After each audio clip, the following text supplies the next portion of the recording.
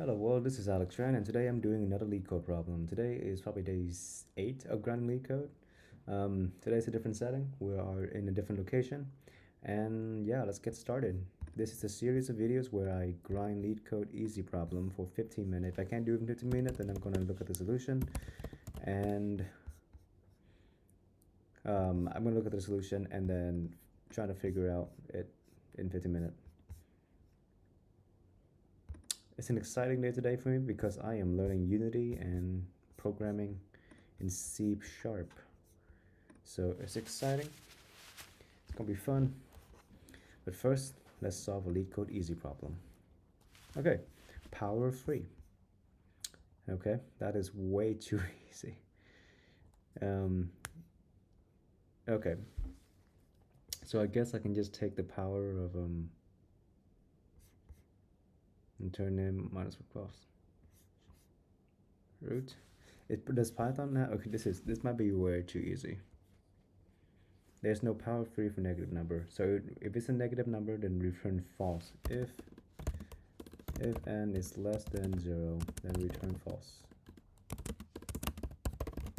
False.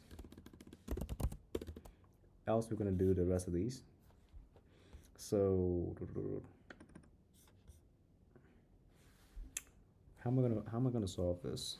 In the matter, if we can't find a root, I'm gonna return false for sure.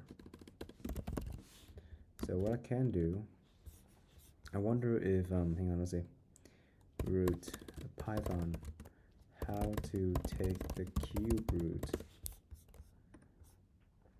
I mean, I know a way to do it, but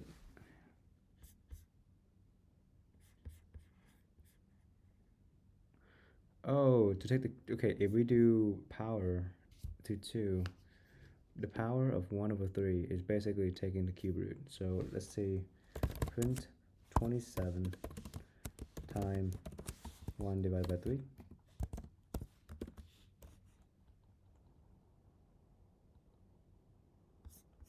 Output 3.0. Okay, so what we can do is that we can take modulo 1. No. If it's a float number, then we know that this is gonna be, how about 22? What would give us cube root 103? Let's see. Run it. It's gonna be an odd number. So how to tell we have an integer? How do we tell it's a whole number? How do we tell?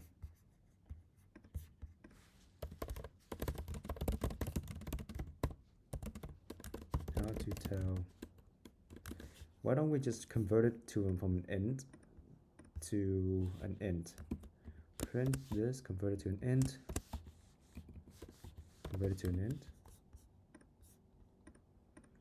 and to see if the integer is the same as, okay, so when we convert it to an int, it's not the same as the it's not the same as, okay, so what I'm going to do is I'm going to take the cube root of it first, and then I'm convert one side to an int and the other side to a floating point, and then I'm going to return if they are equal to each other, then that means they are true, and they're not like equal, then they are false. But first I'm going to keep this condition here. So I'm just going to say cube root is equal to n time 1 over 3, right? So if return int of cube root equal to cube root, that should solve our problem. Cube root is not defined. Okay.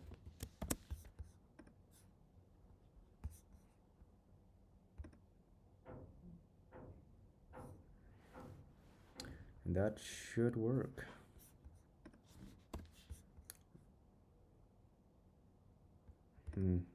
Interesting.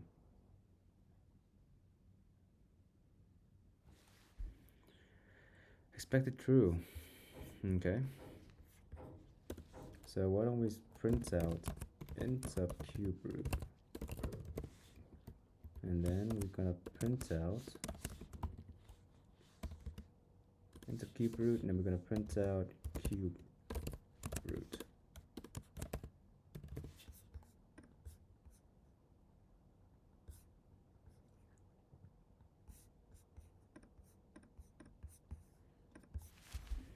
Nine divided by cube 3 times 3. What is the cube root of 9? And I go 9. Set it true. How is 9, the cube root of 9, the same as? I'm missing 40 cases? What? That doesn't make sense.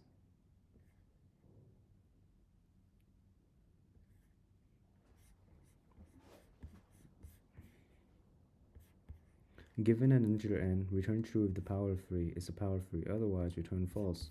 An integer n is a power of 3. If there exists an integer x such that n equal to x equal to x. Okay.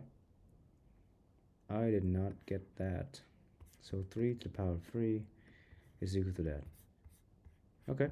So that's a pretty easy question. So I'm gonna do while true. While true, if okay. So for I in range of n, we probably don't need that. If cur is equal to 3 time I. If cur is equal to n, return true. If cur is more than n, return false. That means we didn't find it. I mean, we went past it. Cur is 3 divided by I. Yeah.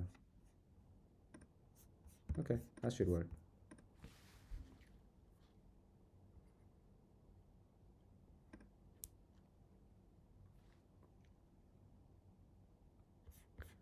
That's really slow. Okay. Okay, so what is the fast solution here? While n is less, if I less than 9, return false, return true. If I equal to 1, well, n modulo by 3 is not equal to 0,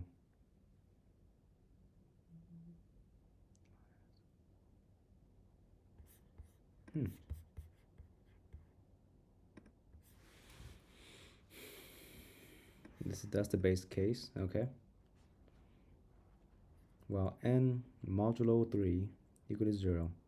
Is it a multiple of 3? It's a power of 3.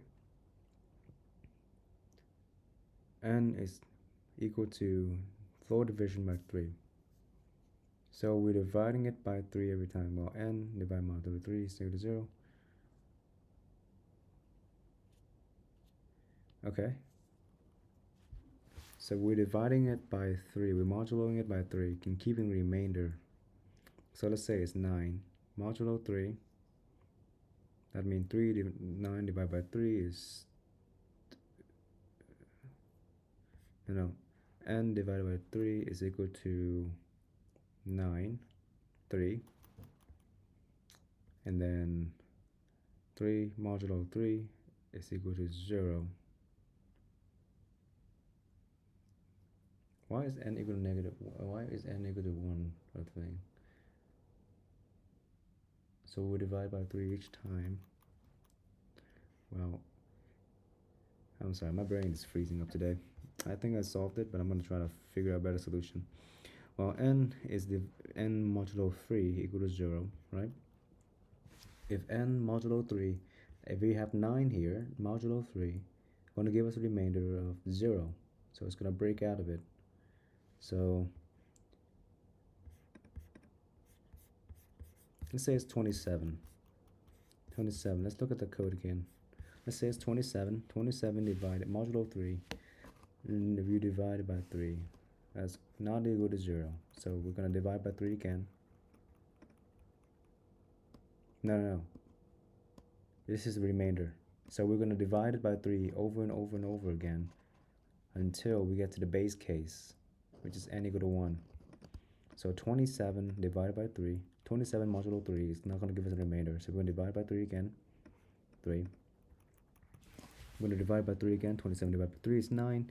9 modulo 3 is not equal to 0, is equal to 0. So we're going to do n divided by 3 again, n divided by 3 again, and then we get to 9 divided by 3 is 3, 3 modulo 3 is 0, so 3 divided by 4 division by 3 is equal to 1. So return 1, it's equal to n. Let's say we have 20, let's say we have 30, right? 30 divided by 3 is equal to 0, so which is 10. 10 divided by 3, 10 divided by 3 is going to be equal to 3.3. 3.3 is not equal to 0. We're going to break out of it. And then n is not equal to 1, so we're going to return false. Genius. Okay, let's try that. Wow. 3, or n modulo 3 equal to 0. So we're going to divide by 3 each time. So n is equal to that divided by 3. And then we're going to print n at the end here.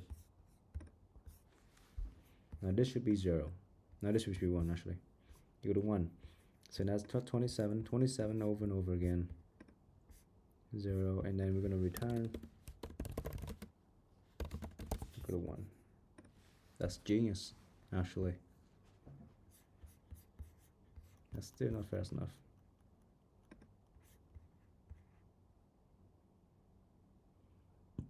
If n equal to 0, return false. If n equal to 0. Why can't we do a negative number? So 3, hang on a minute. Let's say it's a negative number then, right? Negative 3 modulo by 3 is equal to 0. 0. So we go in here. Negative 3 divided by 3 is negative 1. So now, if negative 1 modulo 3 is not equal to 0, we're going to break out of it. Now n is not equal to negative 1. So then that is become false. If n, okay, that makes sense. Because the only case that it will break is that if 0, n divided by modulo 3 is equal to 0, 0 divided by 3 is going to give us a no-sig fault. It's going to give us a division by 0 number. No, it's not going to give us a division by number. 0 divided by 3, 4 divided by 3 is just 0. So now n is equal to 1. Well, I don't think that shouldn't break anything, wouldn't it?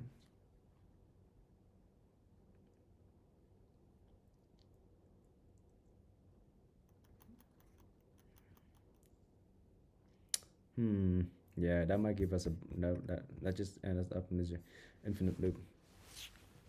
So yeah, because if it's 0, then 0 the modulo 3 is 0, n divided by 3 is 0, and it's gonna go in an infinite loop.